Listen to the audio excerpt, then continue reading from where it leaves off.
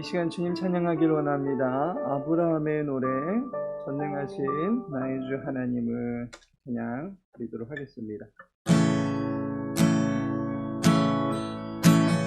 약속 주시니 신실한 나의 주님, 조금 더 빛이라도 그 말씀 신뢰합니다.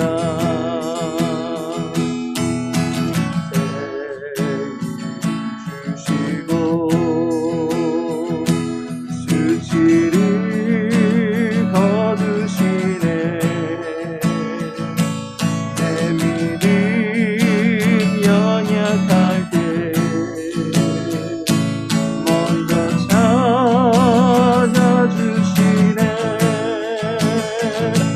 이건 싸움 승리하게 하시니 여호와 이레 놀라운 주님, 하마는 열과 같은 축복의 약속 반드시 내게 이루시리라. 약속 이루시니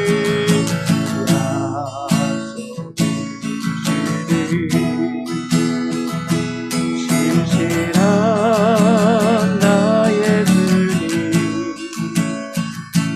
조금 더 빛이라도 그 말씀 신뢰합니다.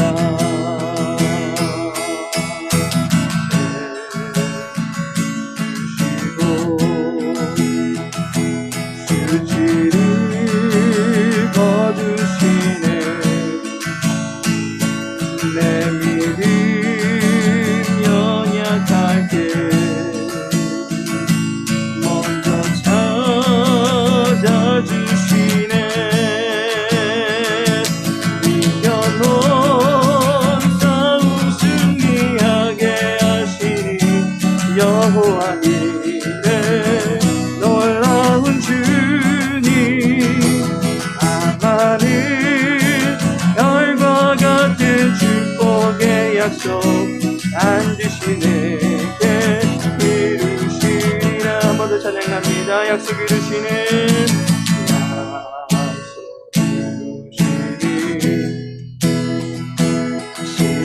신실한 나의 주님, 조금 더 빛이라도 그 말씀 신뢰합니다.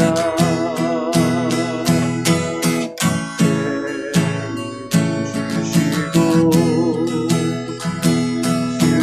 수치를 거두시네.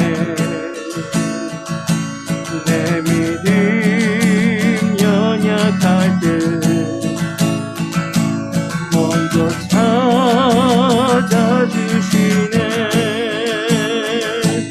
이겨놓은 싸움 승리하게 하시니 여호와 이레 놀라운 주님, 하마는 열과 같은 축복의 약속 반드시 내게 이루시리라. 이겨놓은 싸움 승리하게 하시니 여호와 이레 놀라운 주님, 하마는 열과 같은 축복의 약속 반드시 내게 이루시리라. 이겨놓은 싸움 승리하게 하시니 여호와 이레 놀라운 주님, 하나님 열과 같은 축복의 약속 반드시 내게 이루시리라. 전능하신 나의 주 하나님, 다시 전혀 없네. 우리의 모든 강구도 우리의 모든 생각도 우리의 모든 꿈과 모든 소망도 신실하신 나의 주 하나님이 우리의 모든 괴로움 바꿀 수 있네. 가능하니 행하시고 죽은 자를 일으키시니 그를 이길 자 아무도 없네. 주의 말씀 의지하여 깊은 곳에 금을 던져 오늘 그가 놀라운 일을 이루시는 보라. 주의 말씀 의지하여 믿음으로 금을 던져 있는 자에게 능치 못함 없네. 전능하신 나의 주 하나님이 능치 못하실 일 전혀 없네. 우리의 모든 강구도 우리의 모든 생각도 우리의 모든 꿈과 모든 소망도 신실하신 나의 주 하나님이 우리의 모든 괴로움 바꿀 수 있네. 가능하니 행하시고 죽은 자를 일으키시니 그를 이길 자 아무도 없네.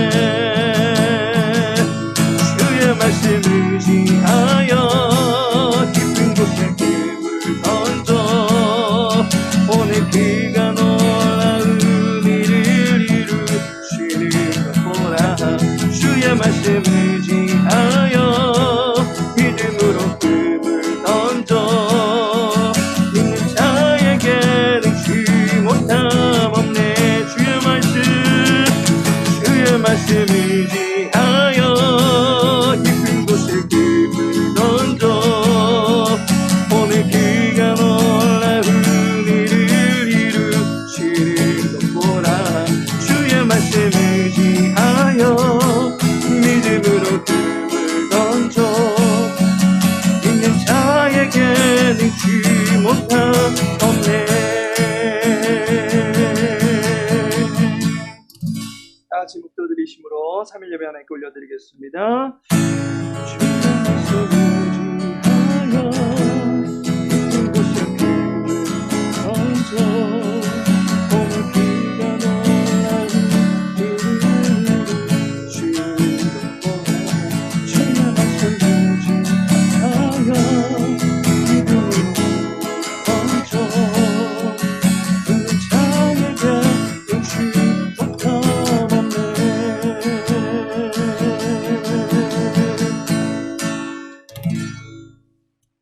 우리의 능력이 되신 하나님, 예배드리는 주의 백성들의 마음에 이 시간 평강과 기쁨을 심어주시니 참으로 감사를 드립니다.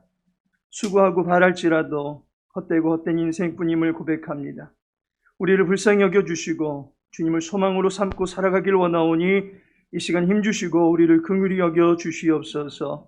여호와를 예배할 때에 구별된 자녀로서 주 앞에 서게 하여 주시옵시고 여호와 하나님을 만날 수 있는 복된 심령들 다 되게 하여 주시옵소서.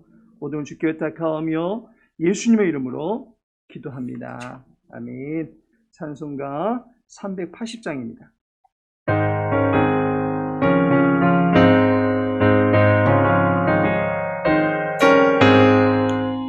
나의 생명 되신 주님 앞에 나아갑니다. 주의 흘린 보혈로 정케 하사 받아주소서. 날마다 주를 찬송하겠네. 주의 사랑 줄로서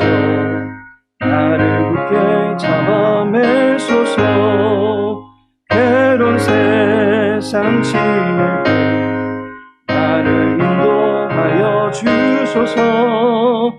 주를 믿고 나가면 나의 길을 잃지 않겠네. 날마다 주를 찬송하겠네. 주의 사랑 줄로서 나를 굳게 잡아 매소서. 세상 살아갈 때에 주를 더욱 사랑합니다.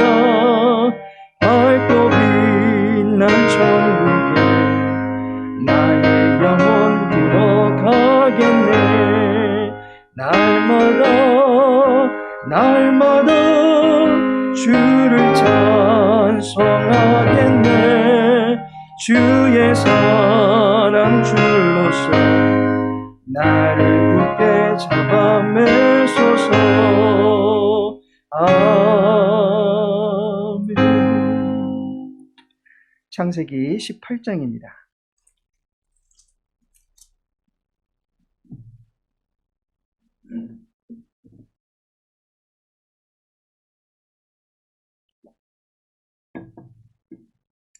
창세기 18장 13절에서 14절까지의 말씀입니다. 13절과 14절 말씀 함께 읽겠습니다. 여호와께서 아브라함에게 이르시되 사라가 왜 웃으며 이르기를 내가 늙었거늘 어떻게 아들을 낳으리요 하느냐. 여호와께 능하지 못한 일이 있겠느냐. 기한이 이를 때에 내가 내게로 돌아오리니 사라에게 아들이 있으리라. 아멘. 성경의 구조를 알면 통독이 재미가 있습니다. 창세기 통독강의 19번째 시간, 오늘 창세기 18장의 구조를 알아보고 함께 통독하도록 하겠습니다. 창세기 18장의 도입 부분을 보면 원문 성경과 한글 성경상의 차이가 나타나는 것을 알게 됩니다. 차이를 잘 살려서 번역해 놓으면 좋겠는데 아마도 새로운 장이 시작이 되다 보니까 그 의미를 분명하게 하려고 했던 번역자의 의도가 담겨져 있는 것 같습니다. 원문 기자의 의도를 느끼고자 하는 차원에서 원문과 차이가 있는 부분을 소개해 드리도록 하겠습니다. 1절을 보시면 여호와께서 마므레의 상수리 나무들이 있는 곳에서 아브라함에게 나타나시니라 라고 말씀하고 있습니다. 여기 보시면 여호와께서 아브라함에게 나타나셨다 라고 하는 엄청난 사건이 지금 발생하게 됩니다. 여호와께서 음성으로 계시하신 것이 아니라 자기의 모습을 보여주셨다라고 하는 사실입니다. 이것을 창세기에서 나타난 최초의 성육신이다라고 볼 수가 있습니다. 창세기 11장에서도 내려오셨다라는 말을 언급을 하긴 하는데 그 내려오신다라고 하는 그 구체적인 의미가 오늘 우리가 읽게 되는 18장의 21절과 연관하여 생각해 보면 그 의미를 이해할 수가 있습니다. 내가 이제 내려가서 그 모든 행한 것이 과연 내게 들린 부르짖음과 같은지 그렇지 않은지 내가 보고 알려하노라 라고 말씀하고 있습니다. 심판을 이행하고자 하시는 하나님의 최종적인 결단이 내려가다라는 말로 표현되는 것입니다. 따라서 내려오면 그 자체가 심판입니다. 그런데 아브라함에게 여호와께서 나타나셨다라고 하는 것은 심판이 아니라 구원의 분위기를 연출하고자 하심입니다. 이처럼 중대한 성육신의 사건이 지금 누구에게 일어납니까? 아브라함에게 일어납니다. 그래서 본문은 여호와께서 아브라함에게 나타나시니라 라고 말씀하고 있는데 원문에 보시면 아브라함이란 말은 6절에 가야 나타납니다. 그래서 이 구절을 원문으로 그냥 그대로 번역하면 그에게 나타나셨다. 여호와께서 그에게 나타나셨다라고 기록이 되어 있는 것입니다. 그가 사실 따지고 보자면 아브라함 아니겠습니까? 물론 그가 누구인가 하는 차원을 따져본다면 아브라함을 지칭하는 것이 맞습니다. 그런데 성경의 기자는 18장에 들어서면서 아브라함이라고 하지 않고 하필이면 그라고 표현했느냐 하는 것입니다. 성경에서 1.1획은 매우 중요한 의미가 있음을 우리는 믿어야 합니다. 한자 한자 허투루 쓰지 않았다라는 사실입니다. 여기서 그는 결국 누군가 라고 하는 것을 찾기 위해서는 앞장으로 거슬러 가봐야 됩니다. 그가 누구인가? 이 대명사의 실제 지칭하는 대상이 누구인지 알아보고자 해야 됩니다. 그런데 그 앞선 창세기 17장 27절에 보면 다 그와 함께 할례를 받았더라 라고 말씀하고 있습니다. 할례를 함께 받게 되었던 그라고 하는 인물에게 여호와 하나님께서 나타나시게 된 것입니다. 아브라함은 아브라함인데 어떤 사람입니까? 여호와 하나님의 언약을 자기의 육체로 증명한 그 아브라함의 상태에 있는 그를 여호와께서 만난 것입니다. 그냥 단순히 아브라함을 만난 것이 아니라 17장에서 말한 할례를 행한 흔적을 갖고 있던 그에게 여호와 하나님께서 나타나신 것입니다. 쌍방 언약이 체결된 상태임을 분명히 한 상태에서 여호와께서 나타나신 것입니다. 이제부터 진행되는 모든 말들은 그리고 모든 행위는 결코 거짓됨이 없을 것입니다. 언약의 기초에서 모든 말들과 모든 행위들이 이루어지는 것입니다. 따라서 18장은 서로 간에 합법적인 계약을 맺고 있는 위치에서 만나게 되었다라고 하는 그 이야기를 해주고 있는 것입니다. 이에 여호와께서는 언약을 주시고 할례를 통해서 구별된 백성에게 주시는 특별한 삶을 이제 소돔과 고모라와 같은 내버려진 도시에서의 삶을 살아가는 사람과 분명히 구별되다라고 하는 것을 보여주고자 하는 것입니다. 그래서 창세기 18장의 구조는 다음과 같이 우리가 그 구조를 나눠볼 수가 있습니다. 구별됨으로 그 주제를 정해서 전반부와 후반부 둘로 나누어 볼 수 있다라고 하는 것입니다. 창세기 18장은 구별된 자와 그렇지 않은 자 간에 판이하게 갈려져 버리는 운명을 우리들에게 소개해주고 있는 것입니다.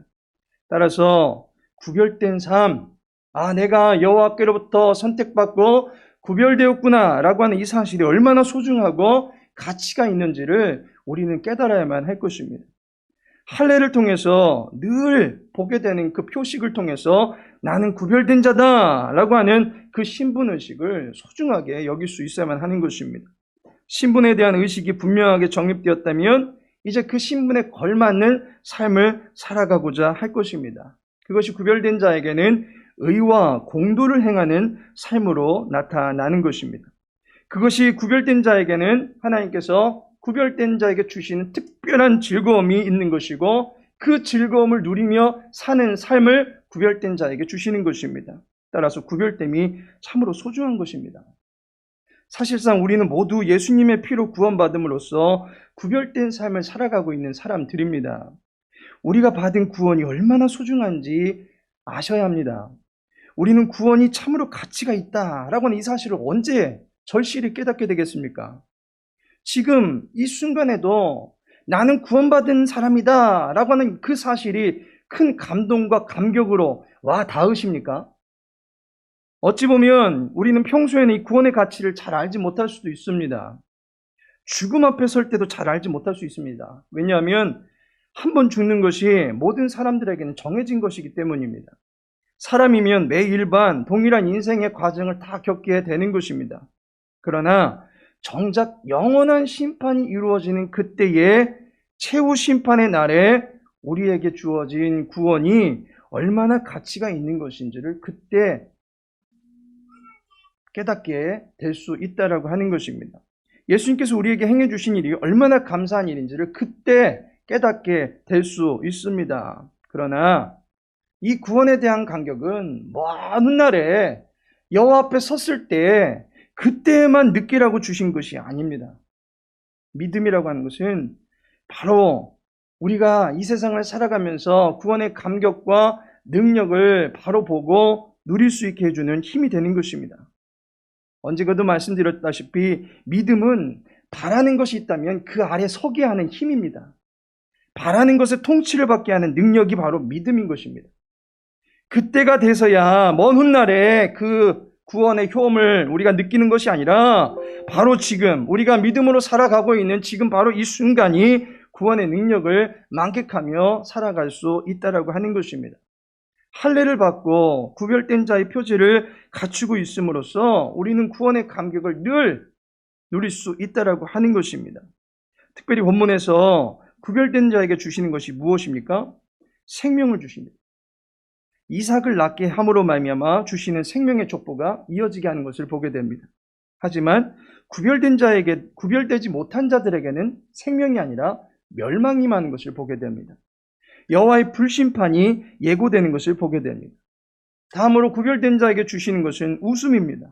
즐거움을 주십니다. 하지만 구별되지 못한 자들에게는 부르짖음과 힘겨움이 임하고 있는 것을 보게 됩니다. 구별된 자에게는 여호와를 더 깊이 알아갈 수 있는 지혜가 임하게 됩니다. 하지만 그렇지 않은 자들은 여호와를 더 진노케 만든다라고 하는 것입니다. 이 모든 것의 원론적인 차이가 구별된 자는 이 땅에서 의와 공도를 행하면서 아름다운 세상을 만들어 가게 되지만 그렇지 않은 자들은 소돔과 고모라와 같은 세상을 만들어 가더라라고 하는 것입니다. 소돔이라고 하는 이 말이 훗날에 음란한 성적 용어가 되어서 우리들에게 사용되고 있는 것을 보게 됩니다. 그렇다는 것은 소돔 그 당시에 얼마나 그 땅의 백성들이 여호와를 멀리하며 자기 정욕에 취해 살고 자기 만족과 자기 이익만 따지며 살았는가라고 하는 것을 엿볼 수 있게 됩니다. 마지막으로 소돔과 고모라에서는 나그네를 함부로 대합니다. 사회적 약자를 무시합니다. 하지만 구별된 나라에서는 나그네를 극진히 살피는 것입니다. 이웃을 살피는 모습이 드러나는 것입니다.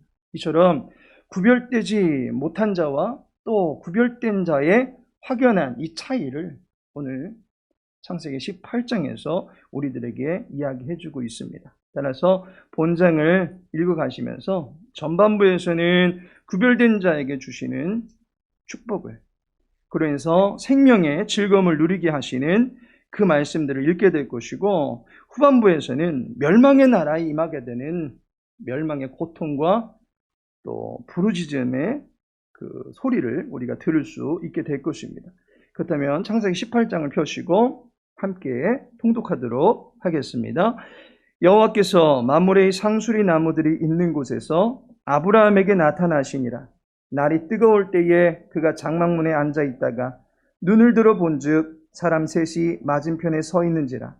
그가 그들을 보자 곧 장막문에서 달려나가 영접하며 몸을 땅에 굽혀 이르되 내 주여 내가 주께 은혜를 입었사오면 원하건대 종을 떠나 지나가지 마시옵고 물을 조금 가져오게 하사 당신들의 발을 씻으시고 나무 아래에서 씻소서. 내가 떡을 조금 가져오리니 당신들의 마음을 상쾌하게 하신 후에 지나가소서. 당신들이 종에게 오셨음이니이다. 그들이 이르되 내 말대로 그리하라. 아브라함이 급히 장막으로 가서 사라에게 이르되 속히 고운 가루 세 스아를 가져다가 반죽하여 떡을 만들라 하고, 아브라함이 또 가축대 있는 곳으로 달려가서 기름지고 좋은 송아지를 잡아 하인에게 주니 그가 급히 요리한지라. 아브라함이 엉긴 젖과 우유와 하인이 요리한 송아지를 가져다가 그들 앞에 차려놓고 나무 아래에 모셔 섬에 그들이 먹으니라. 그들이 아브라함에게 이르되 내 아내 사라가 어디 있느냐? 대답하되 장막에 있나이다. 그가 이르시되 내년 이맘때 내가 반드시 내게로 돌아오리니 내 아내 사라에게 아들이 있으리라 하시니 사라가 그 뒤 장막문에서 들었더라. 아브라함과 사라는 나이가 많아 늙었고 사라에게는 여성의 생리가 끊어졌는지라. 사라가 속으로 웃고 이르되 내가 노쇠하였고 내 주인도 늙었으니 내게 무슨 즐거움이 있으리요. 여호와께서 아브라함에게 이르시되 사라가 왜 웃으며 이르기를 내가 늙었거늘 어떻게 아들을 낳으리요 하느냐. 여호와께 능하지 못한 일이 있겠느냐. 기한이 이를 때에 내가 내게로 돌아오리니 사라에게 아들이 있으리라. 사라가 두려워서 부인하여 이르되 내가 웃지 아니하였나이다. 이르시되 아니라 내가 웃었느니라. 그 사람들이 거기서 일어나서 소돔으로 향하고 아브라함은 그들을 전송하러 함께 나가니라. 여호와께서 이르시되 내가 하려는 것을 아브라함에게 숨기겠느냐. 아브라함은 강대한 나라가 되고 천하 만민은 그로 말미암아 복을 받게 될 것이 아니냐.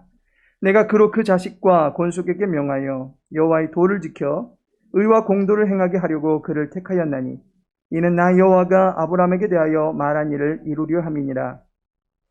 또 이르시되 소돔과 고모라에 대한 부르짖음이 크고 그 죄악이 심히 무거우니 내가 이제 내려가서 그 모든 행한 것이 과연 내게 들린 부르짖음과 같은지 그렇지 않은지 내가 보고 알려 하노라. 그 사람들이 거기서 떠나 소돔으로 향하여 가고 아브라함은 여호와 앞에 그대로 섰더니 아브라함이 가까이 나아가 이르되 주께서 의인을 악인과 함께 머리하러 하시나이까. 그 성 중에 의인 50명이 있을지라도 주께서 그곳을 멸하시고 그 50의인을 위하여 용서하지 아니하시리이까. 주께서 이같이 하사 의인을 악인과 함께 죽이심은 부당하오며 의인과 악인을 같이 하심도 부당하니이다. 세상을 심판하시는 이가 정의를 행하실 것이 아니니까. 여호와께서 이르시되 내가 만일 소돔 성읍 가운데서 의인 50명을 찾으면 그들을 위하여 온 지역을 용서하리라. 아브라함이 대답하여 이르되 나는 티끌이나 재와 같사오나 감히 죽게 아뢰나이다. 50의인 중에 5명이 부족하다면 그 5명이 부족함으로 말미암아 온 성읍을 멸하시리이까. 이르시되 내가 거기서 45명을 찾으면 멸하지 아니하리라. 아브라함이 또 아뢰어 이르되 거기서 40명을 찾으시면 어찌하려 하시나이까. 이르시되 40명으로 말미암아 멸하지 아니하리라. 아브라함이 이르되 내 주여 노하지 마시옵고 말씀하게 하옵소서. 거기서 30명을 찾으시면 어찌하려 하시나이까. 이르시되 내가 거기서 30명을 찾으면 그리하지 아니하리라. 아브라함이 또 이르되 내가 감히 내 주께 아뢰나이다. 거기서 20명을 찾으시면 어찌하려 하시나이까. 이르시되 내가 20명으로 말미암아 그리하지 아니하리라. 아브라함이 또 이르되 주는 노하지 마옵소서. 내가 이번만 더 아뢰리이다. 거기서 10명을 찾으시면 어찌하려 하시나이까. 이르시되 내가 10명으로 말미암아 멸하지 아니하리라. 여호와께서 아브라함과 말씀을 마치시고 가시니 아브라함도 자기 곳으로 돌아갔더라. 아멘. 창세기 18장의 내용을 구조별로 살펴보도록 하겠습니다. 먼저 1절부터 16절까지 구별된 자와 함께하는 생명의 나라를 소개해주고 있습니다. 여호와께서 아브라함에게 곧 할례를 받은 그에게 나타나게 됩니다. 나그네의 모습으로 아브라함 앞에 나타나게 됩니다. 5절에 보니까 내가 떡을 조금 가져오리니 당신들의 마음을 상쾌하게 하신 후에 지나가소서. 당신들이 종에게 오셨음이니이다. 그들이 이르되 내 말대로 그리하라 라고 말씀하고 있습니다. 아브라함은 자신이 거주하고 있던 곳 근처에 서 있다가 나그네들이 서 있는 것을 보고는 그들을 돌보고자 했던 것을 보게 됩니다. 마음을 상쾌하게 하라라는 말은 힘드실 텐데 쉬었다 가세요 라고 하는 의미입니다. 이때 아브라함이 떡을 조금 가져오겠다라고 말합니다. 나그네들은 그 아브라함의 선대를 받아들이게 됩니다. 그러자 아브라함이 6절에서 8절에 나오고 있듯이 조금 준비한다고 해놓고서는 거하게 한상 차려서 나그네들을 대접하는 것을 보게 됩니다. 창세기 17장 1절에 보시면 아브라함이 99세 때에 여호와께서 아브라함에게 나타나서 그에게 이르시되 나는 전능한 하나님이라 너는 내 앞에서 행하여 완전하라 라고 말하고 있습니다. 여호와 앞에서 온전한 삶의 자세를 갖추라 라고 말씀하신 바가 있습니다. 그런데 오늘 아브라함의 모습을 보니까 그가 나그네를 대접하고 있습니다. 그리고 후하게 대접하고 있습니다. 그가 평소에 어떠한 삶을 살고 있었는지를 우리들에게 말해주는 대목입니다. 그리고 창세기 18장 19절에 보시면 내가 그로 그 자식과 권속에게 명하여 여호와의 도를 지켜 의와 공도를 행하게 하려고 그를 택하였나니 라고 말씀하고 있습니다. 여호와를 신뢰함과 그의 말씀의 계명을 지키게 하시려고 아브라함을 택했다라고 말씀하고 있습니다. 그것이 평소에는 아브라함이 이웃사랑을 통해서 그 여호와의 사랑이 이 현실에 나타나게 하게끔 실천하고 있었다라고 하는 것을 보여주는 것입니다. 이것이 바로 구별된 자의 대표적인 삶의 모습입니다. 평소에도 잘하는 것입니다. 구별되었다고는 하는데 구별된 자의 삶의 모습이 전혀 이행되지 않아서 구별된 것인지 그렇지 않은지 보이지 않을 때가, 확실하게 분간이 안 갈 때가 있습니다. 하지만 아브라함은 평소에도 이와 같이 여호와의 의와 공도를 성실하게 행하고 있었다라고 하는 것을 우리들에게 알려주고 있습니다. 그는 그야말로 언약을 받은 그대로 책임 있는 신앙 생활을 하고 있었다라고 하는 것을 알게 됩니다. 우리 역시 구원받은 것에만 만족하면서 살 것이 아니라 구원받은 자의 행실이 나타날 수 있도록 선한 수고를 감당해 나가야만 하는 것입니다. 구원받은 자로서의 확신을 갖고 있으면 물론이요, 구원받은 자가 갖춰야 될 삶의 자세를 늘 여호와의 말씀에 비추어서 진지하게 고민하며 살아가야 하는 것입니다. 바울 사도는 말하기를 고린도전서 10장 23절에 모든 것이 가하나 모든 것이 유익한 것은 아니요 모든 것이 가하나 모든 것이 덕을 세우는 것은 아니니 누구든지 자기의 유익을 구하지 말고 남의 유익을 구하라 라고 말씀하고 있습니다. 참된 자유함은 우리 멋대로 자기 멋대로 하면서 그것을 남들에게 인정받으려고 하는 것이 아니라 자기의 자유의 권리를 가지고 남의 유익을 위하여 희생하는 삶, 그것이 바로 구원받은 자에게 주신 삶의 덕목이다 라고 하는 것을 가르쳐주고 있습니다. 두 번째로 구원받은 자에게는 생명의 복이 나타난다 라고 하는 것을 알게 됩니다. 그가 10절에 보시면 그가 이르시되 내년 이맘때 내가 반드시 내게로 돌아오리니 내 아내 사라에게 아들이 있으리라 하시니 사라가 그 뒤 장막문에서 들었더라 라고 말씀하고 있습니다. 사라에게 아들이 있을 것이다 라고 말씀하십니다. 그런데 11절에 보면 사라의 몸 상태가 자세하게 언급되고 있습니다.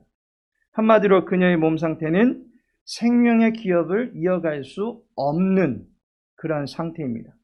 그런데 그녀에게 생명의 싹이 꿈튼다 라고 말씀하고 계십니다.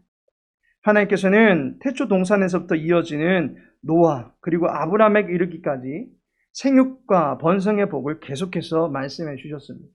생육, 번성은 태고 쪽부터 지금까지 이어져 오는 하나님이 주시는 대표적인 복의 기운입니다. 하나님은 생명의 하나님이십니다.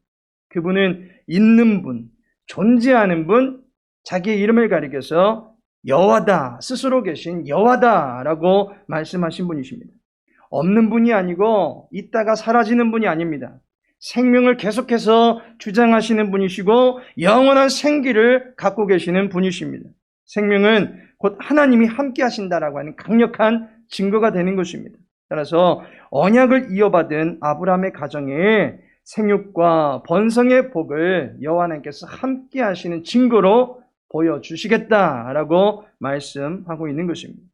세 번째로 구별된 자에게는 즐거움이 나타난다라고 하는 사실입니다. 그런데 그 즐거움을 히브리어로 이삭이라고 말합니다. 이삭. 사라가 지금 나이가 89세, 거의 90세에 가까운 지경에 있는 할머니입니다. 그런데 참 놀라운 사실은 사라의 미모가 어찌나 출중하든지 애굽에도 소문이 날 정도였으면 아마 엄청난 동안이었을 것이다 라고 추정이 됩니다. 그런데 동안이었음에도 불구하고 몸은 분명히 늙어있는 상태가 되어 있습니다. 그래서 아들을 낳을 수가 없는 그런 상태입니다. 그런데 갑자기 아들을 낳는다 라고 말을 하니까 그녀로서는 웃음을 감출 수가 없었던 것입니다. 그런데 그녀가 자신이 아들 낳는다라는 말을 직접 자기 앞에서 말하는 걸 들은 것이 아닙니다. 10절 말미에 보면 사라가 그 뒤 장막문에서 들었더라 라고 말씀하고 있습니다. 아브라함과 여호와가 말씀하고 계시는 데서 직접 들은 것이 아니라 뒤에서 들었다라고 하는 것입니다. 장막문 뒤에서. 그래서 12절에 보면 사라가 속으로 웃고 라고 말하고 있습니다. 속으로. 참 재밌으신 분이시네. 어떻게 나 같은 사람에게 아들을 낳는다고, 나는 그렇다 치고 저 영감은 또 어떻게 하라고 하면서 웃고 있었던 것입니다. 그런데 15절의 말씀을 하게 됩니다. 15절을 보시면 사라가 두려워서 부인하여 이르되 내가 웃지 아니하였나이다 이르시되 아니라 내가 웃었느니라 라고 말하고 있습니다. 사라의 입장에서 볼 때는 나 웃지 않았습니다 라고 하는 말 맞을까요? 틀릴까요? 속으로 웃었습니다. 속으로 웃었기 때문에 사라 말도 어찌 보면 맞습니다. 속으로 웃는 걸 누가 알겠습니까? 그것을 알고 계시다라고 하는 것입니다. 그렇다면 지금 이분들이, 사라 앞에 있는 이분들이 보통 분들이 아니다라고 하는 것을 말해주는 것입니다.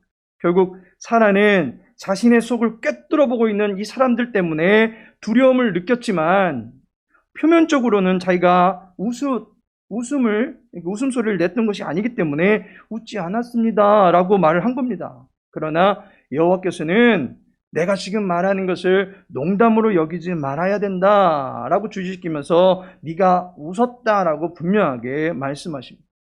이 장면은 단지 그가 웃고 웃지 않았고 그것을 말씀하고자 함이 아닙니다. 이 집에 태어나는 아들의 이름은 이미 지어주셨습니다. 이삭, 곧 웃음이라고 하는 의미를 지닌 이름입니다. 이것은 비웃음이 아니라 즐거움이다라고 하는 것을 말해주는 것입니다. 창세기 17장 19절에 보면 너는 그 이름을 이삭이라 하라. 내가 그와 내 언약을 세우리니 그의 후손에게 영원한 언약이 되리라 라고 말씀하고 있습니다. 즐거움이 언약이 되게 하시겠다라고 강력하게 말씀하고 계시는 것입니다. 기쁨이 이 가정에 영원한 표지가 되게 하시겠다라고 말씀하고 계십니다. 그렇다면 하나님께서 우리의 즐거움을 주장하실 수 있는 분이십니다. 그런데 그분이 주는 즐거움은 금세 소멸되는 그런 즐거움이 아닙니다.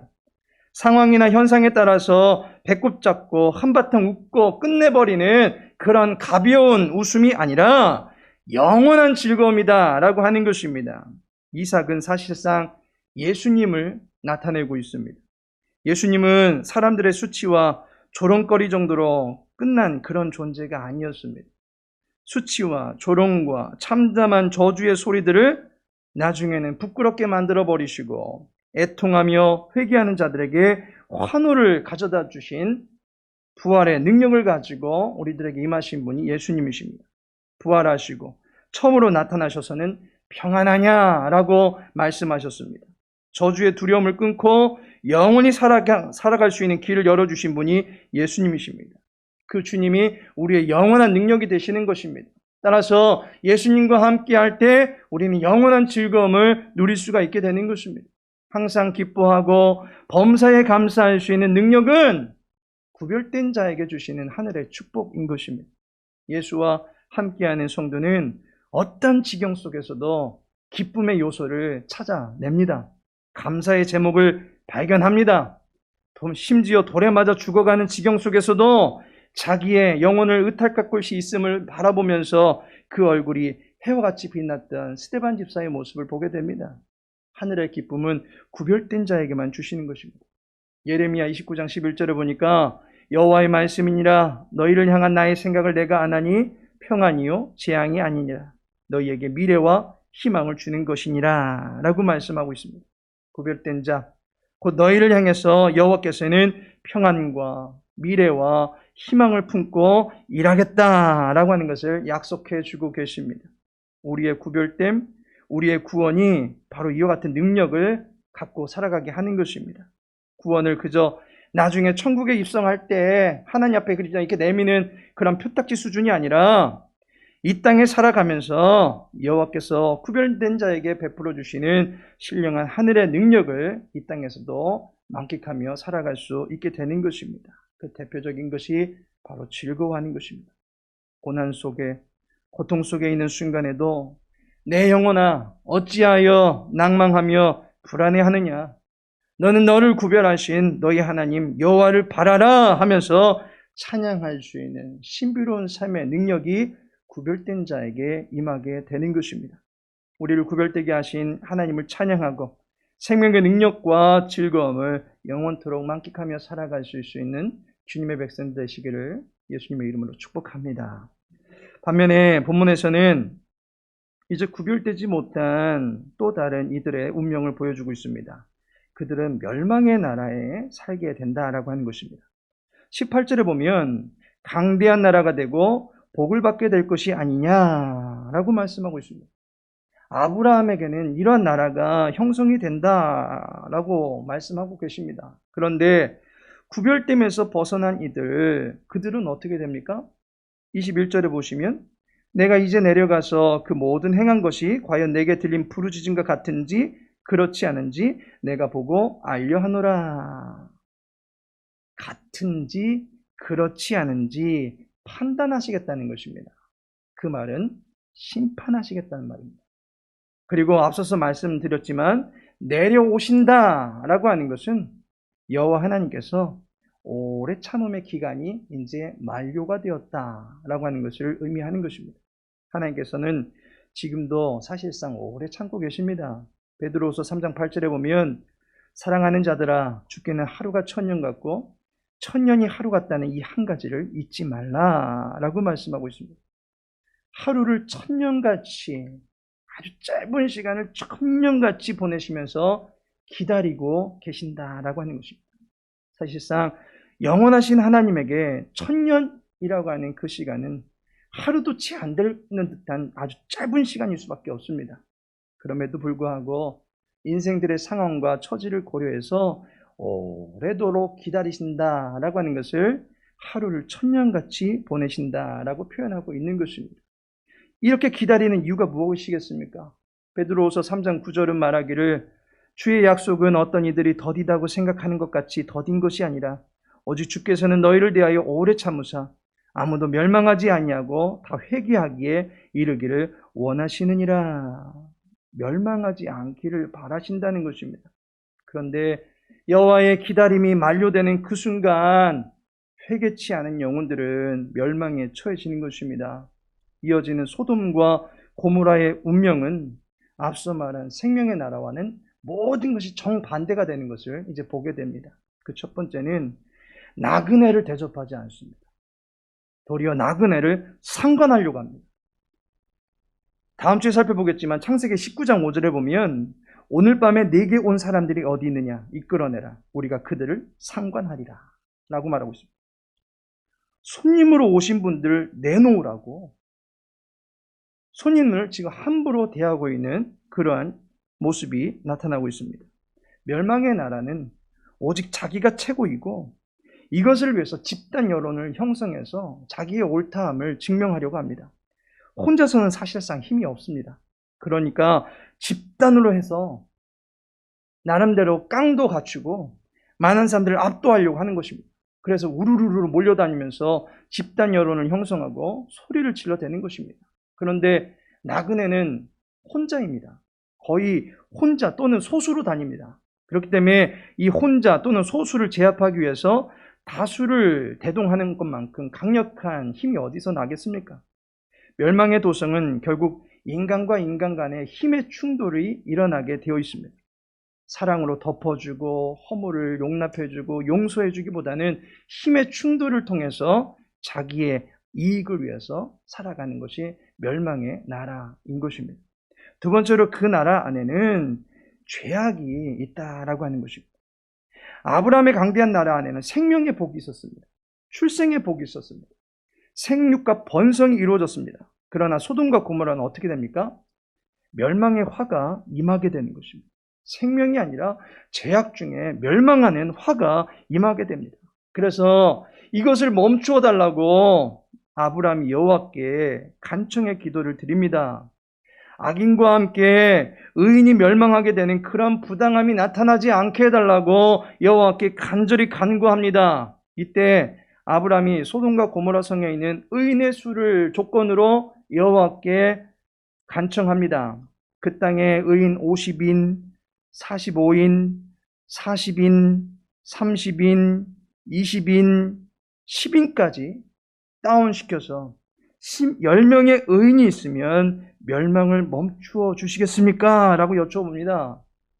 10명까지 여호와 하나님 계속해서 아브라함의 간청을 들으시고 10명이 있으면 내가 심판 멈추겠다라고 약속하십니다. 아마 아브라함이 10명을 말하기까지 롯과 그의 가족을 염두에 둔 것이라 보여집니다. 그런데 롯의 가족을 보면 롯, 그의 아내, 그리고 그의 두 딸, 그리고 아마 그 딸들에게 사이가 있었던가 봅니다. 그 사이까지 뭐 잡아본다면 넉넉 잡아 6명. 그러면 왜 아브라함은 6명이라고 하지 않냐고? 왜 굳이 10명이라고 했겠습니까?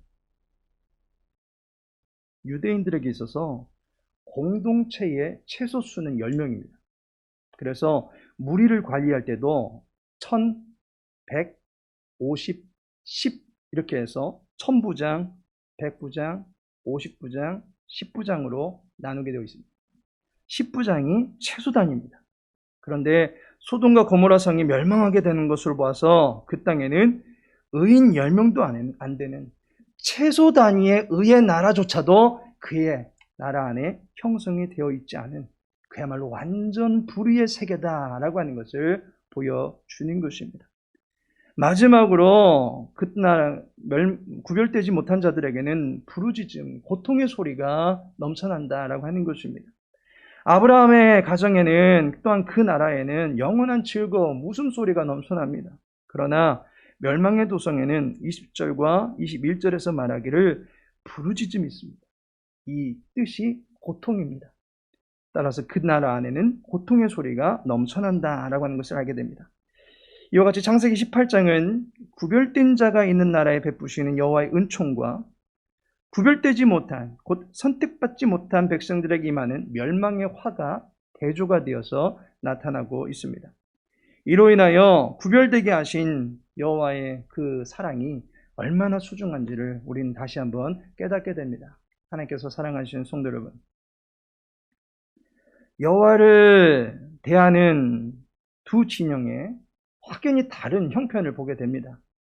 여호와께서 구별되게 세우신 사람은 의와 공도가 지배하는 강대한 민족을 이룬과 함께 즐거움과 생명을 누리며 살게 됩니다. 하지만 여호와와 상관없이 사는 그러한 민족은 죄악을 먹고 마시며 고통과 멸망 가운데 쓰러지게 되어 있습니다. 요한복음 10장 28절에 보니까 내가 그들에게 영생을 주노니 영원히 멸망하지 아니할 것이요 또 그들을 내 손에서 빼앗을 자가 없느니라 라고 말씀하고 있습니다. 우리를 멸망에서 건져주시고 영원한 생명을 주실 수 있는 분은 바로 예수님이십니다. 예수님은 그가 택한 백성들이 생명을 얻고 더 풍성한 삶을 살게 하시고자 자기의 양들에게 오신다라고 말씀하고 있습니다. 결국 세상은 둘로 나뉩니다. 예수님의 은총을 통해서 영원한 즐거움을 누리며 번성하는 진영과 여호와의 오랜 기다림이 만료가 되어서 결국에는 심판을 받는 진영으로 갈려집니다. 우리에게 주신 구원의 은총은 영원한 즐거움과 생명을 얻게 하는 능력인 줄로 믿습니다.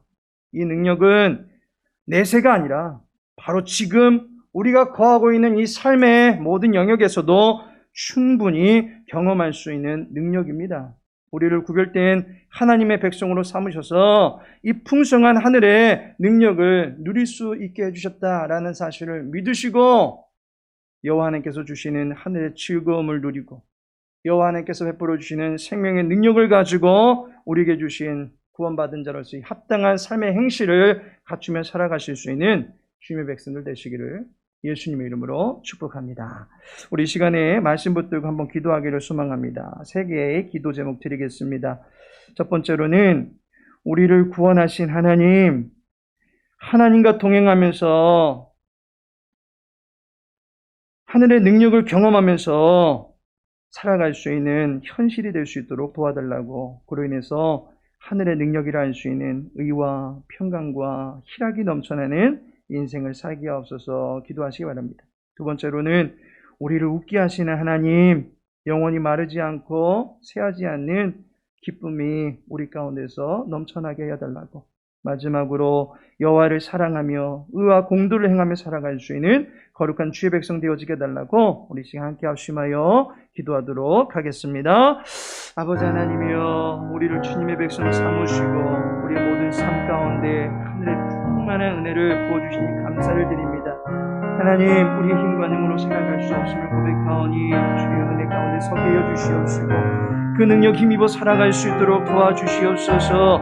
구원받음이 내 세에서만 누리는 것이 아니라 이 땅에서도 하나님을 즐거워하며 하나님을 경험하며 살아가게 하는 것인 줄로 믿습니다. 주님, 우리 마음 가운데 많은 애통과 많은 슬픔과 또 여러 가지 무력한 가운데 있습니까? 주님, 불쌍히 여겨주시옵시고 전능하신 하나님의 능력을 경험할 수 있도록 도와주시옵소서. 우리를 웃게 하시는 그 하나님의 놀라운 일들을 보게 하여 주시옵소서.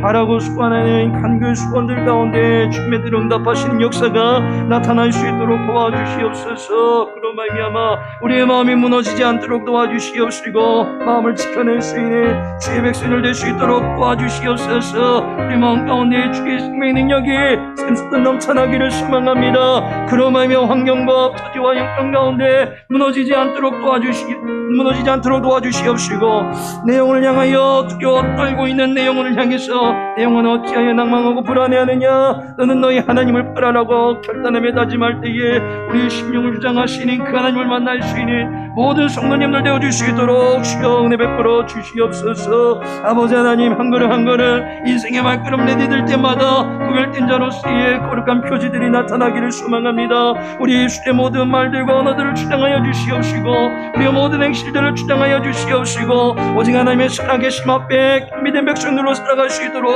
은혜 베풀어 주시옵소서. 우리의 모든 모습들이 하나님의 기쁨이 되어지게 하여 주시옵시고 세상 앞에 부끄러움없는 모습들 되어질 수 있도록 도와주시옵시고 더 나아가 예수 그리스도의 아름다우심을 드러내며 증언할 수 있는 복된 삶 되어질 수 있도록 도와주시옵시고 아름다운 삶이 되어질 수 있도록 주여 도와주시옵소서. 아버지 하나님이여, 주의 교회를 축복하여 주옵소서. 주의 교회 가운데 주의 보좌를 만들어 주시옵시고 아버지 하나님의 통치하심의 은혜가 구별된 모든 성도들에게 나타날 수 있도록 도와주시옵소서. 그로 말미암아 이제 여호와로 말미암아 찬양할 수 있는 주의 종들 되어지게 해주시옵시고 감사의 제목들을 발견할 수 있도록 도와주시옵시고 우리를 기뻐하게 하시는 분은 여호와 하나님밖에 계시지 아니함을 믿사오며 주님의 우리의 모든 것을 내어드릴 때에 전복적으로 주님만을 신뢰하며 나갈 때에 하나님이여 다시 한번 웃을 수 있는 주의 종들 따되어질 수 있도록 도와주시옵소서. 다시하지 아니하며 기도하기를 원합니다. 무너지지 아니하며 무릎 꿇기를 원합니다. 주여 우리를 도와주시옵시고 우리 가운데 임하여 주시옵시고 우리를 다스려 주시옵소서. 하나님의 귀하신 사랑 가운데 날마다 회복되어져 나갈 수 있는 주의 종들 다 되어질 수 있도록 주여 도와주시옵소서. 모든 걸 주님께 부탁합니다.